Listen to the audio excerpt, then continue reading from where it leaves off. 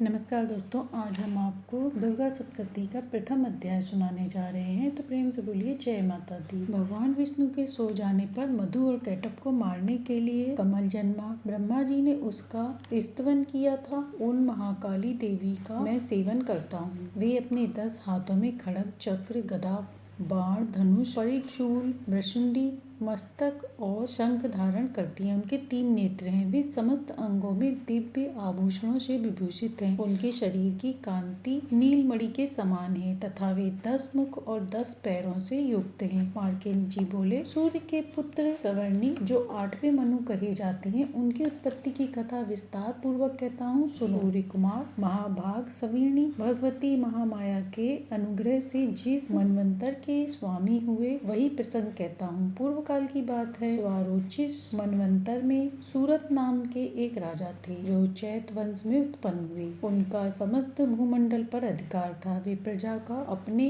और पुत्रों की भांति धर्म पूर्वक पालन करते। तो भी उस समय कोलाविंदवसी नाम के क्षत्रिय उनके शत्रु हो गए। राजा सूरत की दंड नीति बड़ी प्रबल थी। उनका शत्रु के साथ संग्राम हुआ। यद्यपि कोलाविंदवंशी संख्या में कम थे, तो भी राजा सूरत युद्ध में उनसे परास्त हो गए। तब वे युद्ध भूमि से अपने नगर को लौट आए और केवल अपने देश के राजा होकर रहने लगे। समूची पृथ्वी से अब उनका अधिकार जाता रहा, किंतु वहाँ भी उन प्रबल शत्रुओं ने उस समय महाभाग राजा सूरत पर आक्रमण कर दिया। राजा का बल क्षीण होता चला गया। इसीलिए उनके दुष्ट, बलवान और दुरात्मा मंत्रियों ने वहाँ उनकी राजधानी में भी राजकीय सेना और खजाने को हथिया लिया। सूरत का प्रभुत्व नष्ट हो चुका था, इसलिए वे शिकार खेलने के बहाने घोड़े पर सवार हो वहाँ से अकेले ही एक घने जंगल में चले गए। वहाँ उन्होंने विप्रवर मेधा मुनि का आश्रम देखा, जहाँ कितने ही हिंसक जीव अपनी स्वाभाविक हिंसा वृत्ति छोड़कर परम शांति से रहते थे। मुनि के बहुत से शिष्य उन वन की शोभा बढ़ाते थे। वहाँ जाने पर मुनि ने उनका सत्कार किया और वे उन मुनि श्रेष्ठ के आश्रम पर इधर उधर विचरते हुए कुछ काल तक रहे। फिर ममता से आकृष्टित होकर वहाँ इस प्रकार चिंता करने लगे, पूर्व काल में मेरे पूर्वजों ने जिसका पालन किया था, वही नगर आज मुझसे रहित है। पता नहीं मेरे दुराचारी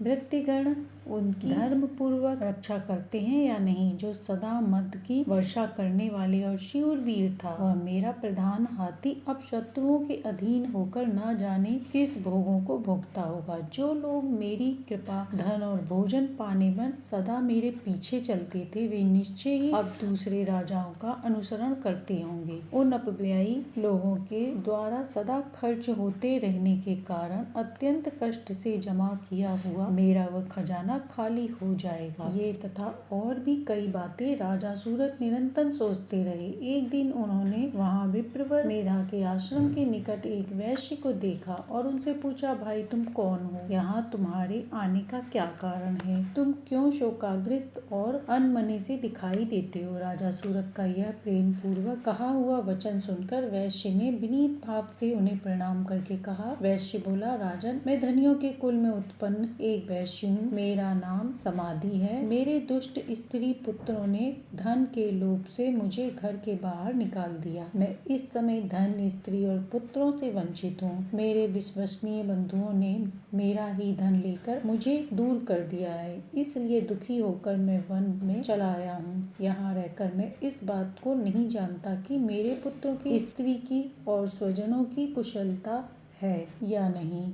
इस समय घर में वे कुशल से रहते हैं अथवा उन्हें यह कोई कष्ट है। वे मेरे पुत्र कैसे हैं? क्या वे सदाचारी हैं या दुराचारी हो गए हैं? राजा ने पूछा, जिन लोभी स्त्री, पुरुष, पुत्र आदि ने धन के कारण तुम्हें घर से निकाल दिया, उनके प्रति तुम्हारे चित्त में इतना स्नेह बंधन क्यों है? वैश्य बोला, आप मेरे विषय में जैसी बात कहते हैं वह सब ठीक है, किंतु क्या करूं? मेरा मन निष्ठुरता नहीं धारण करता। जिन्होंने धन के लोभ में पड़कर पिता के प्रति प्रति स्नेह, पति के प्रति प्रेम तथा आत्मीय जन के प्रति अनुराग को तिलांजलि दी। मुझे घर से निकाल दिया, उन्हीं के प्रति मेरे हृदय में इतना स्नेह है। महामते, गुणहीन बंधुओं के प्रति भी जो मेरा चित्त इस प्रकार प्रेम मग्न हो रहा है, यह क्या है? इस बात को मैं जानकर भी नहीं जान पाता। उनके लिए मैं लंबी सांसें ले रहा हूँ और मेरा हृदय अत्यंत दुखित हो रहा है। उन लोगों में प्रेम का बिल्कुल अभाव है, तो भी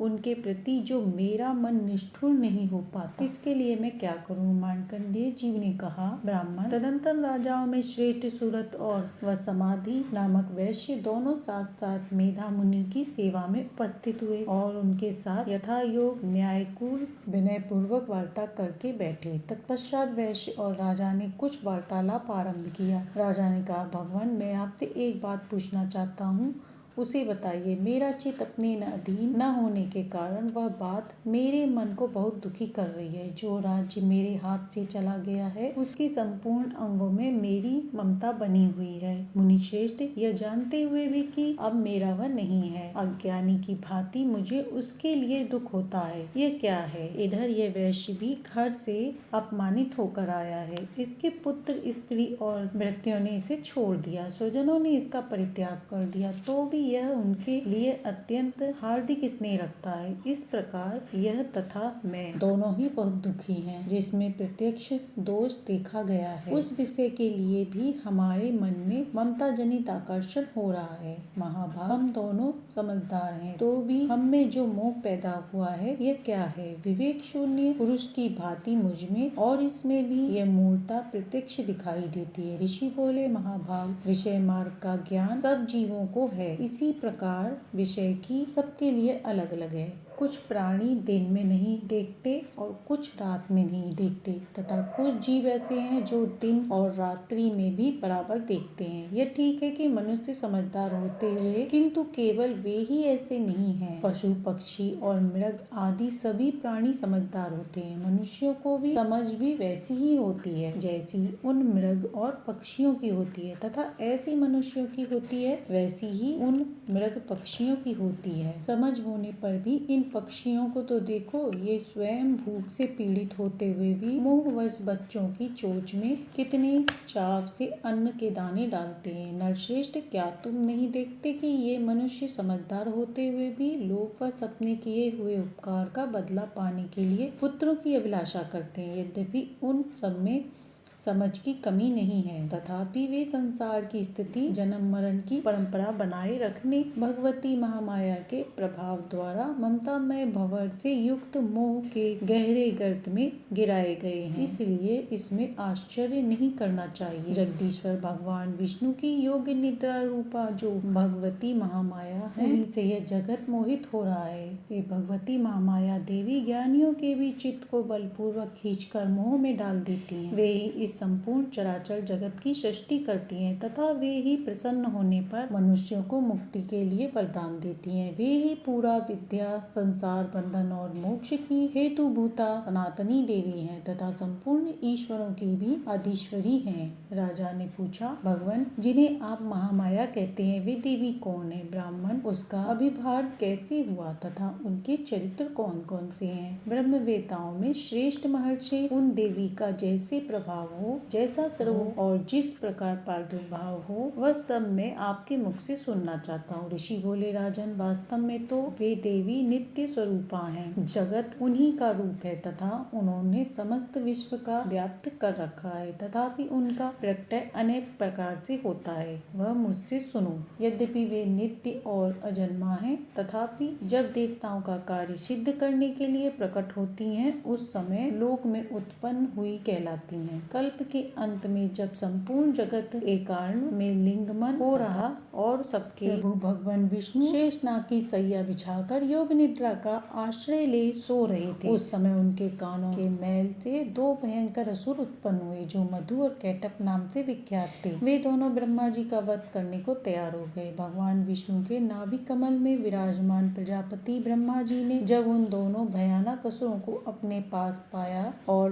भगवान को सोया हुआ देखा तब एकाचित होकर उन्होंने भगवान विष्णु को जगाने के लिए उनके नेत्रों में निवास करने वाली योग निद्रा का स्तवन आरंभ किया, जो इस विश्व की अधीश्वरी जगत को धारण करने वाली, संसार का पालन और संहार करने वाली तथा तेज स्वरूप भगवान विष्णु की अनुपम शक्ति हैं। भगवती निद्रा देवी की भगवान ब्रह्मा स्तुति करने लगे। ब्रह्मा जी ने कहा, हे देवी, तुम्ही स्वहा, तुम्ही स्वथा और तुम्ही वष्टकार हो। स्वर भी तुम्हारे ही स्वरूप है। तुम्ही जीवन दायिनी सुधा हो। नित्य अक्षर प्रणय ओम में आकर उकार मकार इन तीनों मात्राओं के रूप में तुम्ही स्थित हो तथा इन तीन मात्राओं के अतिरिक्त जो बिंदु रूपा नित्य अधर्म मात्रा है उसका विशेष रूप से उच्चारण नहीं किया जा सकता, वह भी तुम्ही हो। देवी, तुम्ही संध्या, सावित्री तथा परम जननी देवी, तुम्ही इस विश्व ब्रह्मांड को धारण करती हो। तुमसे ही इस जगत की सृष्टि होती है, तुम्ही से इसका पालन होता है और सदा तुम्ही कल्प के अंत में इसको अपना ग्रास बनाती हो। हे जगन्मयी देवी, इस जगत की उत्पत्ति के समय तुम सृष्टि रूपा हो, पालन काल में स्थिति रूपा हो तथा कल्पांत के समय संहार रूपा धारण करने वाली हो। तुम्ही महाविद्या, महामाया, महामेधा, महास्मृति, महामोह रूपा, महादेवी और महासुरी हो। तुम्ही तीनों गुणों को उत्पन्न करने वाली सबकी प्रकृति हो। भयंकर काल रात्रि, महारात्रि और मोहरात्रि भी तुम्ही हो। तुम्ही श्री, तुम्ही ईश्वरी, तुम ही और तुम्ही बोध स्वरूपा बुद्धि हो। लज्जा, पुष्टि, तुष्टि, शांति और क्षमा भी तुम्ही हो। तुम खड़ंग धारणी, शूल धारणी, घोर रूपा तथा गदा, चक्र, शंख और धनुष धारण करने वाली हो। बाण, भुशुंडी और परिघ ये भी तुम्हारे अस्त्र हैं। तुम सौम्य और सौम्यंतर हो। इतना ही नहीं, जितने भी सौम्य और सुंदर पदार्थ हैं उन सब की अपेक्षा तुम अत्यधिक सुंदरी हो। पर और अपर सबसे परे रहने वाली परमेश्वरी तुम्ही हो। सर्वस्वरूपे हे देवी तुम ही हो। सत्य असत्य रूप जो कुछ वस्तुएं हैं और उन सब की जो शक्ति है वह तुम्ही हो। ऐसी अवस्था में तुम्हारी स्तुति क्या हो सकती है। जो इस जगत की सृष्टि, पालन और संहार करते हैं, उन भगवान को भी जब तुमने निद्रा के अधीन कर दिया तब उनकी स्तुति करने में यहाँ कौन समर्थ हो सकता है। मुझको, भगवान शंकर को तथा भगवान विष्णु को भी तुमने ही शरीर धारण कराया है, अतः तुम्हारी स्तुति करने की शक्ति किसमें है।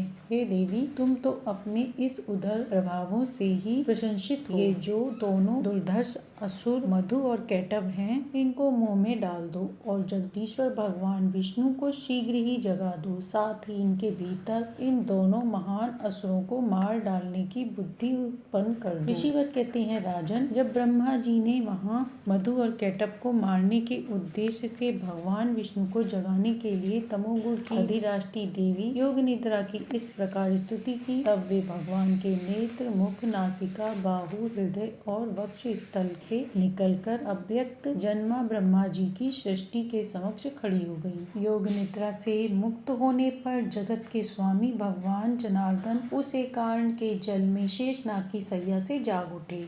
फिर उन्होंने उस दोनों असुरों को देखा।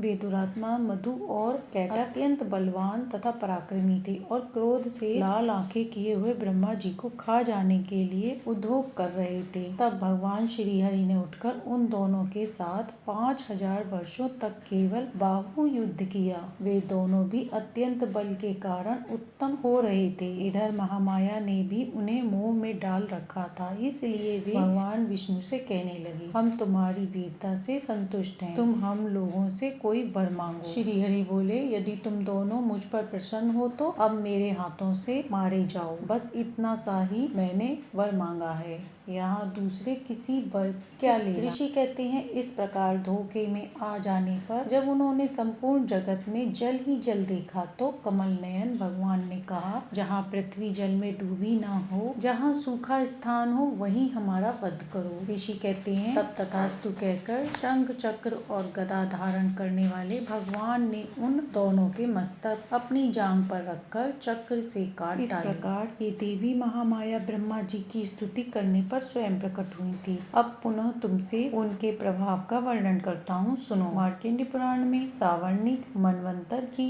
कथा के अंतर्गत देवी महात्म्य में मधु कैटभ वध नामक पहला अध्याय पूर्ण हुआ। तो प्रेम से बोलिए जय माता दी। अब सुनते हैं दूसरा अध्याय। ओम मध्यम चरित्र के ऋषि महालक्ष्मी देवता, उसके छंद शाकंभरी, शक्ति दुर्गा बीज वायु तत्व और यजुर्वेद स्वरूप है। श्री महालक्ष्मी की प्रसन्नता के लिए उत्तम चरित्र के पाठ में इसका विनियोग है। मैं कमल के आसन पर बैठी हुई प्रसन्न मुख वाली महिषासुरदनी भगवती महालक्ष्मी का भजन करता हूँ, जो अपने हाथों में अक्षमाला, परसा, गदा, बाण, वज्र, पद, धनुष, कुंडिका, दंड, शक्ति, खड़ग, ढाल, शंख, घंटा, मधुपात्र, शूल, पाश और चक्र धारण करती हैं। ऋषि कहते हैं, पूर्व काल में देवताओं और असुरों में पूरे 100 वर्षों तक संग्राम हुआ। इसमें असुरों का स्वामी महिषासुर था और देवताओं के नायक इंद्र थे। उस युद्ध में देवताओं की सेना महाबली असुरों से परास्त हो गई। संपूर्ण देवताओं को जीतकर महिषासुर इंद्र बन बैठा। तब पराजित देवता प्रजापति ब्रह्मा जी को आगे करके उस स्थान पर गए जहाँ भगवान विष्णु और शंकर जी विराजमान थे। देवताओं ने महिषासुर के पराक्रम तथा अपनी पराजय का यथावत उन दोनों देवशरों से विस्तार पूर्वक कहा। वे बोले, भगवान महिषासुर इंद्र, सूर्य, अग्नि, वायु, चंद्रमा, यम, वरुण तथा अन्य देवताओं के भी अधिकार छीनकर स्वयं ही उसका अधिष्ठाता बन बैठा है। उस दुरात्मा महिष ने समस्त देवताओं को स्वर्ग से निकाल दिया। वे मनुष्यों की भांति पृथ्वी पर विचरते हैं। दैत्यों की ये सारी करतूत हमने आप लोगों को कह सुनाई। हम आपकी शरण में आए हैं, उसके वध का कोई उपाय सोचिए। इस प्रकार देवताओं के वचन सुनकर भगवान विष्णु और शिव ने दैत्यों पर बड़ा क्रोध किया। उनकी भौहें तन गई और मुंह टेढ़ा हो गया। तब अत्यंत कोप से भरे हुए चक्रपाणी श्री भगवान विष्णु के मुख से एक महान तेज प्रकट हुआ। इसी प्रकार ब्रह्मा जी, शंकर जी तथा इंद्र आदि अन्य देवताओं के शरीर से भी एक बड़ा भारी तेज निकला। वह सब मिलकर एक हो गया। महान तेज का यह पुण्य पर्वत सा जान पड़ता था। देवताओं ने देखा, वहाँ उनकी ज्वालाएं संपूर्ण दिशाओं में व्याप्त हो रही थी। संपूर्ण देवताओं के शरीर से प्रकट हुए उस तेज की कहीं तुलना नहीं थी। एकत्रित होने पर वह एक नारी के रूप में परिवर्तित हो गया और अपने प्रकाश से तीनों लोकों में व्याप्त जान पड़ा। भगवान शंकर का जो तेज था, उससे उस देवी का प्रकट हुआ। यमराज के तेज से उनके सिर के बाल निकल आए। भगवान विष्णु के तेज से उनकी भुजाएं, चंद्रमा के तेज से दोनों स्तन और इंद्र के तेज से मध्य भाग का प्रादुर्भाव, वरुण के तेज से जंघा पिंडली तथा पृथ्वी के तेज से नितंब भाग प्रकट हुआ। ब्रह्मा जी के तेज से दोनों चरण, सूर्य के तेज से उनकी उंगलियां, वासुओं के तेज से हाथों की उंगलियां और कुबेर के तेज से नासिका प्रकट हुई। उस देवी के दांत प्रजापति के तेज से और तीनों नेत्र अग्नि के तेज से प्रकट हुए। उनकी भौहें संध्या के और कान वायु के तेज से उत्पन्न हुए। इसी प्रकार अन्य देवताओं के तेज से भी उस कल्याणमयी देवी का आविर्भाव हुआ। तदंतर समस्त देवताओं के तेज पुंज से प्रकट हुई देवी को देखकर महिषासुर के सताए हुए देवता बहुत प्रसन्न हुए। पिनाकधारी भगवान शंकर ने अपने शूल से एक शूल निकालकर उन्हें दिया। फिर भगवान विष्णु ने अपने चक्र से चक्र उत्पन्न किया, भगवती को अर्पण किया। वरुण ने भी उन्हें शंख दिया, अग्नि ने उन्हें शक्ति दी और वायु ने धनुष बाण से भरे हुए 2 तरकस प्रदान किए। सहस्त्र नेत्रों देवराज इंद्र ने अपने वज्र से वज्र उत्पन्न किया और ऐरावत हाथी से उतार कर घंटा भी प्रदान किया। यमराज ने कालदंड से दंड, वरुण ने पाश, प्रजापति से स्फटिक काश की माला तथा ब्रह्मा जी ने कमंडल भेंट किया। सूर्य ने देवी की समस्त रोमकूपों में अपनी किरणों का तेज भर दिया। काल ने भी उन्हें चमकती हुई ढाल और तलवार दी। क्षीर समुद्र ने उज्ज्वल हार तथा कभी जीर्ण न होने वाले दिव्य वस्त्र भेंट किए। साथ ही उन्होंने दिव्य चूड़ामणि, 2 कुंडल, कड़े, उज्ज्वल अर्धचंद्र, सब बाहुओं के लिए केयूर, दोनों चरणों के लिए निर्मल निपुर, गले की सुंदर हसली और सब अंगुलियों में पहनने के लिए रत्नों की बनी हुई अंगूठियां दी।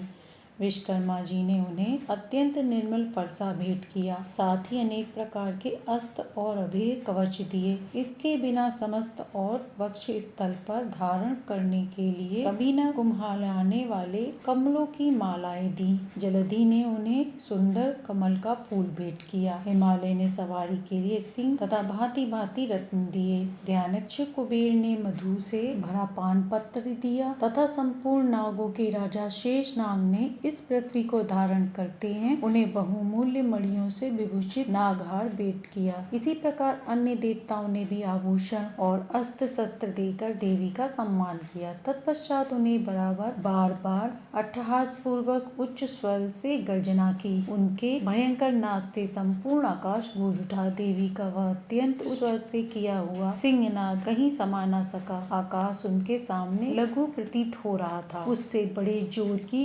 प्रतिध्वनि हुई, जिससे संपूर्ण विश्व में हलचल मच गई और समुद्र कांप उठा। पृथ्वी डोलने लगी और समस्त पर्वत हिलने लगा। उस समय देवताओं ने अत्यंत प्रसन्नता के साथ सिंहवाणी भवानी से कहा, हे देवी तुम्हारी जय हो। साथ ही महर्षियों ने भक्ति भाव से विनम्र होकर उनका पूजन किया। संपूर्ण त्रिलोकी को भोक्ष गिरस्त दैत्यगण अपनी समस्त सेना को कवच आदि से सुसज्जित कर हाथों में हथियार ले सहसा उठ खड़े हुए। उस समय महिषासुर ने क्रोध में आकर कहा, यह क्या हो रहा है। फिर वह संपूर्ण असुरों से घिरकर उस सिंहनाद की ओर लक्ष्य करके दौड़ा और आगे पहुंचकर उसने देवी को देखा, जो अपनी प्रभा से तीनों लोकों को प्रकाशित कर रही थी। उनके चरणों के भाव से पृथ्वी दबी जा रही थी। माथे के मुकुट से आकाश में रेखा सी खिंच रही थी तथा वे अपने धनुष की टंकार से सातों पातालों को क्षुब्ध किए देती थी। देवी अपनी हजारों भुजाओं से संपूर्ण दिशाओं को आच्छादित करके खड़ी थी।